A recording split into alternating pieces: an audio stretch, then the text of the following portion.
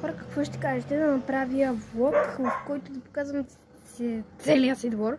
И така, нека да започваме. Така. Не обръщайте този шум и кучето.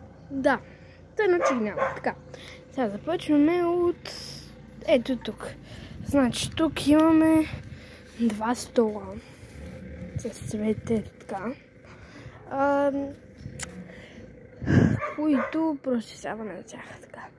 Това е градината на мама, реално не съм нейна. И това е колата на тати, въпреки че малко е там. И тук е много... Па ще ви кажа така. Сега. Тук си има дадени пътеки и гъби, които са отровни. Ето това е Рико. Ако се питате защо е отворено, защото тати преди малко нали си вкара колата. Така. Забравих да ви покажа ето това. Това се отваря. Сега не мога, но да. Това е. Между другото има змии. Но да, не са много. Голям е гривчо.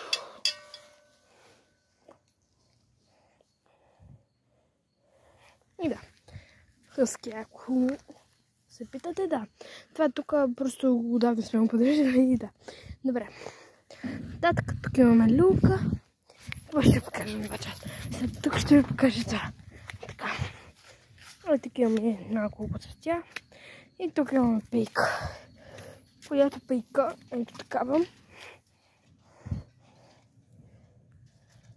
Нали, тук имаше градина. Тук между другото забрах да ви покажа, че има едно дърво. Тук камъни, тук... Да, тук е кладенец, който... Да, не знам какво.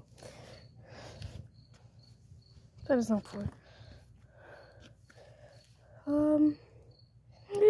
Оле, това се сети какво е.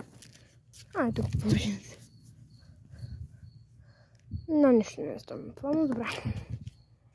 Продължаваме.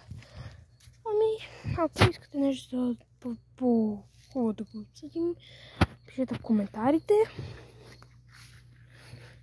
Тук има дърво, тук. Ви казах, това между другото е орех. Е това дърво. Голямото. Тук имаме купчени за буклук. Да ви кажа честно. Ето тук ние реално имаме 3 двора. Единият е този, който реално е... Спираме преди колите. Тук е на тати буса и това реално това е един двор, така че може би се брои за два. И това е вече, не мисля, че имам един, защото този целия е един двор, но аз просто си ги разделям така и за това.